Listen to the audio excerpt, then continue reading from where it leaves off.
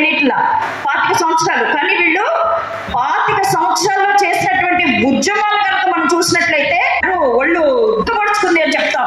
ఎటువంటి ఉద్యమాలు చేశారు 25 సంవత్సరాల్లో. ఇంకా 25 years కి మనము ఏమీ తెలియని పిల్లల్లాగా, ఇంకా 25 years ఇంకా 20 ఏళ్ళు దాటిన పిల్లలు కూడా పేరెంట్స్ చేయి పట్టుకొని వచ్చి క్లాస్ రూములకు వదిలి పెడుతున్నారు. అలాంటి పరిస్థితులు మనం చూస్తా ఉన్నాం. 25 years కి బిర్సా ముండా తీసుకొచ్చినటువంటి రెవల్యూషన్ ఏంటో తెలుసా? తమ అడుగులకు వచ్చి తమ స్థావరాన్ని కాకుండా తమ కల్చర్ని, తమ సంస్కృతిని నాశనం చేస్తున్నటువంటి మనీ లాండర్స్ ని, బ్రిటిష్ వాళ్ళని అందరినీ కూడా ఎదిరించి ఉల్గులనేటువంటి ఒక పెద్ద స్లోగన్ ఇచ్చినటువంటి మహా ట్రైబ్స్ నాయకుడు మన బిర్సా ముండా. బ్రిటిష్ వాళ్ళ మీద మనం సోషల్ టెక్స్ట్ చదువుకుంటా ఉంటాం. 1857 మనకి మొట్టమొదటి ఇది అని చెప్పి. సో అలాగే దానికన్నా ముందు నుంచి కూడా ట్రైబ్స్ అనేక మంది బ్రిటిష్ వాళ్ళతో వీరోచితంగా పోరాడినటువంటి వాళ్ళు ఉన్నారు. వాళ్ళ చరిత్ర అంతా కూడా మనకి పుస్తకాల్లో లేదు. The history that we are reading in the classrooms today is all distorted history. మన నిజమైనటువంటి చరిత్ర మనకి అందుబాటులోకి వస్తా ఉంది. చరిత్రను వెలికి తీసి మనకు అందిస్తా ఉన్నటువంటి వాళ్ళు ఉన్నారు, రచయితలు, పరిశోధకులు వీళ్ళు ఉన్నారు. మనం ఇవన్నీ చదవాలి. యూత్ ఎస్పెషల్లీ చూసిన సినిమానే చూడటం మొబైల్స్. ఆ మొబైల్లో ఏమైనా ఒక వ్యాసం చదువుతున్నారా, లేకపోతే దేని గురించైనా విలువైనటువంటి సమాచారాన్ని చూస్తున్నారా అంటే అది లేదు. దేశం మనం వెళ్తే రేపు అసలు యూత్ ఎక్కువగా ఉన్నటువంటి దేశం ఏంటి? ప్రపంచ దేశాల్లో భారతదేశం ఉన్నట్టుంది. అటువంటి యూత్ సమాజాన్ని నడిపించాలి. దేశాన్ని తీసుకెళ్ళినటువంటి యూత్ ఏం చేస్తున్నారు? అనేక రకాలుగా ఇది ఎంత కుట్ర అంటే మత విద్వేషాలు రెచ్చగొట్టి మనలో కొట్టుకునేటట్టు. ఫ్రెండ్స్, మీరు ఒకటి గమనించండి. ఎక్కడ కులం మీద ఏ దుర్మార్గం జరిగినా, కులం ఎటువంటి కొట్లాట్లు జరిగినా అక్కడ ఎక్కడైనా కూడా మీరు ఒక అగ్రకులానికి చెందినటువంటి వాళ్ళుగా పిలువబడేటువంటి వాళ్ళు ఆ కుల పిల్లలు కత్తులు కట్టుకొని వాళ్ళని కొట్టుకోవడం మనం చూసామా? వాళ్ళు కొట్టుకోవడం మనం చూసామా? లేదు. అవన్నీ మన చేతి అందించి మనం గుర్తు చేస్తున్నారు. అది మనం గమనించవలసినటువంటి విషయం. సో యూత్ ఈరోజు చాలా అటెంటివ్ గా ఉండాలి. మీరు చాలా ఎలాంటి ఉండాలి. ఎలాంటిగా ఉండి దేశంలో ఏం జరుగుతుంది, రేపు ఆ పరిస్థితి ఏ విధంగా ఉండిపోతుంది. ఇప్పటివరకు చాలా మంది కొంత ఒక జనరేషన్ మాత్రం కాన్స్టిట్యూషనల్ రైట్స్ ద్వారా వచ్చినటువంటి ఉద్యోగాలు అవి చేసుకొని రిటైర్ అయినటువంటి పరిస్థితి. మరి వాళ్ళ పిల్లలకి ఈ రోజు ఎటువంటి ఉద్యోగాలు లేవు. ఆ ఉద్యోగాల కోసం నానా తంటాలు పడుతున్నటువంటి పరిస్థితి ఎందుకు వచ్చింది అని అంటే మనలో చైతన్యం లేక ప్రభుత్వం తీసుకొచ్చినటువంటి రకరకాల చట్టాలు మనము ప్రశ్నించకుండా ఉన్న మనం ఈ రోజు ఇటువంటి అన్యాయాలకి గురవుతున్నాం. సో దాని మీద మనం పోరాటం చేయాలి. అవన్నిటికీ మనము వాటి మీద విజయం సాధించాలి అని అంటే మనం అందరం కలిసికట్టుగా రావాలి. ఎవరైతే అణచివేయబడ్డామో వాళ్ళందరూ కూడా, అంటే కుల వ్యవస్థకి ఎవరైతే విక్టిమ్స్, బాధితులు ఎవరైతే ఉన్నారో ఆ కుల వ్యవస్థకి బాధితులు, ఈ వ్యవస్థల బాధితులు ఎవరైనా వాళ్ళందరూ కూడా ముందుకు రావాలి.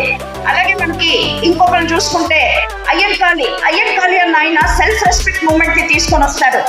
ఈ రోజు డబ్బు తప్పట్లో సో ఒక్కొక్కరు కూడా ఈ రోజు ఇంత బాగా ఉన్నాము అని అంటే బయటకు వస్తున్నాము, తలెత్తుకొని తిరుగుతున్నాము, మనం ఈ విధంగా మాట్లాడగలుగుతున్నామంటే దీని వెనుక ఎంత త్యాగం ఒక్కసారైనా సరే మన స్పృహకి రావాల్సినటువంటి అవసరం ఉంది. ఈ రోజు మనకి ఆ రోజు అయ్యన్ కాళీ డబ్బు కూడా అతి సూత్రులు అన్నవాళ్ళు, సూత్రులు అన్నవాళ్ళు వాళ్ళు ఏంటంటే బ్లౌజ్ అనేది వేసుకోవడానికి వీల్లేదు.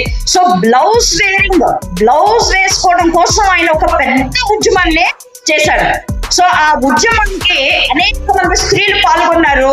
ఆ ఉద్యమంలో ఆ స్త్రీలని చాలా మంది మొత్తం రాంగ్నెస్ పట్టడము, అగ్ర కులాలకు చెందినటువంటి వాళ్ళు అటువంటి దౌర్జన్యానికి పాల్పడినప్పుడు అందులో కొంతమంది స్త్రీలు ప్రాణాలు కూడా కోల్పోయారు. మరి ఆ స్త్రీ ప్రాణాలు కోల్పోతే అంత పెద్ద ఉద్యోగం జరిగితే దాని ఫలితంగానే ఈ రోజు మనం ఇంత బ్లౌజులు వేసుకోవడం కానీ ఇవన్నీ కూడా జరుగుతూ ఉంది. సో బ్లౌజ్ వేరింగ్ మూవ్మెంట్ అనేది ఒక పెద్ద ఉద్యమాన్ని తీసుకొచ్చాడు అయ్యన్ కాళీ. ఇంకా ఆయన షెడ్యూల్ కాస్ట్, మళ్ళీ ఇంకొక బహుజన్ నాయకులు చూస్తే పెరియార్ ఈవి రామస్వామి నాయకర్, ఆయన ఓబీసీ. సో ఫ్రెండ్స్, మీరు అందరూ చూడండి, బహుజనులందరి కోసము పాటుపడింది, శూద్రులకి అతి శూద్రుల కోసం పాటుపడింది వీళ్ళందరూ కూడా. ఓబీసీలు ఎక్కువగా ఉన్నారు, ఓబీసీలు, schedule caste and then schedule tribes. మరి వీళ్ళు ఇచ్చినటువంటి మెసేజ్ మనం ఏ రకంగా ముందుకు తీసుకుని వెళ్తున్నాం. అండ్ పెరియార్ ఈవి రామస్వామి నాయకర్ జీవితం చూస్తే ఆయన కూడా ఎడ్యుకేషన్ కి మొట్టమొదటి ఇంపార్టెన్స్ ఇచ్చారు. ఈ రోజు ఈ ఎన్హైలేషన్ ఆఫ్ కాస్ట్ ఫ్యూజన్ అన్నటువంటి ఈ సంస్థ ఈ ఎడ్యుకేషన్ నే పట్టుకున్నది. ఈరోజు ఈ ఎడ్యుకేషన్ ఎంత ముఖ్యమని మనకి బహుజన నాయకులు అందరూ చెప్పారో, బాబాసాహెబ్ అంబేద్కర్ చెప్పారో, ఆ ఎడ్యుకేషన్ ద్వారా సమాజంలో మార్పు తీసుకురావాలి. అందుకని స్టూడెంట్స్ నే కాకుండా మిగతా ఎంప్లాయీస్ ని, వాళ్ళలో కూడా ముఖ్యంగా స్టూడెంట్స్ అనుకోండి, యూత్ లో ఒక అవేర్నెస్ తీసుకొని రావాలి అని ఇటువంటి కార్యక్రమాలు చేస్తా ఉన్నారు. సో ఆ ఎడ్యుకేషన్ కోసము పాటుపడినటువంటి బహుజన నాయకుల్లో పెరియార్ ఈవి రామస్వామి నాయకులు ఒకరు. పస్మంద ముస్లిమ్స్ లో విద్య కోసం వాళ్ళ యొక్క సామాజిక, ఆర్థిక, రాజకీయ రంగాల్లో వాళ్ళ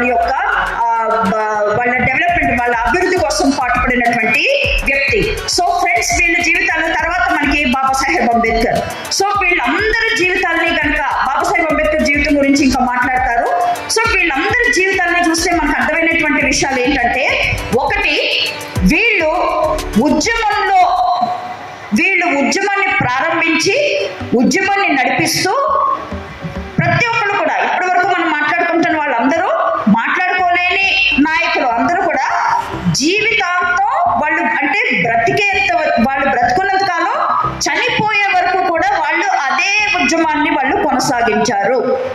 ఉద్యమం అన్నది వాళ్ళకి that is not a past time activity for them, that is not to just to to while away that time కాదు. ఆ ఉద్యమమే ఊపిరిగా, అంటే వాళ్ళు స్టార్ట్ చేసి చనిపోయేంత వరకు కూడా ఎవరి జీవితాన్నైనా సరే మీరు తీసుకోండి. సో వీళ్ళందరూ కూడా మనకి ఫోకస్ పెట్టింది, వీళ్ళందరూ ఎంఫసైజ్ చేసింది ఎడ్యుకేషన్.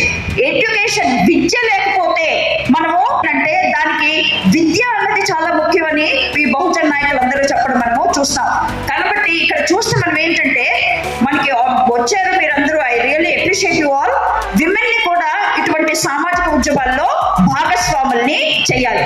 ఎందుకంటే మనకి అందరికీ కూడా లైఫ్ లో ఎవరికైనా ఎడ్యుకేషన్, ఫార్మల్ ఎడ్యుకేషన్ అని అంటాము, ఇన్ఫార్మల్ ఎడ్యుకేషన్ అని అంటాం. ఫార్మల్ ఎడ్యుకేషన్ అంటే ఇలాగ స్కూల్కి వెళ్ళి డిగ్రీలు ఇవి చదువుకునేది. ఇన్ఫార్మల్ ఎడ్యుకేషన్, ఇన్ఫార్మల్ ట్రైనింగ్ అనేది ఇంట్లో నుంచి స్టార్ట్ అవుతుంది.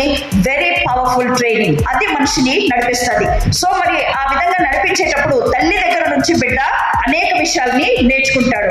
సో ఎప్పుడైతే మనం సాగిస్తున్నటువంటి ఈ సామాజిక ఉద్యమంలో స్త్రీలు భాగస్వాములుగా ఉండరో ఆ ఉద్యమం ముందుకు వెళ్ళదు, సక్సెస్ అవ్వదు. కాబట్టి సామాజిక ఉద్యమంలో ఈ రోజు ఎన్హైలేషన్ ఆఫ్ కాస్ట్, నిజంగా కుల నిర్మూలన జరగాలి అని అంటే ఎవరి అణచివేత మీద, అంటే స్త్రీ అణచివేత మీద ఇది నడుస్తూ ఉంది. కాబట్టి ఆ స్త్రీకి విద్యని అందించడము, ఆ స్త్రీని సామాజిక ఉద్యమంలో పాత్రధారణ చేయటము మనందరి బాధ్యత.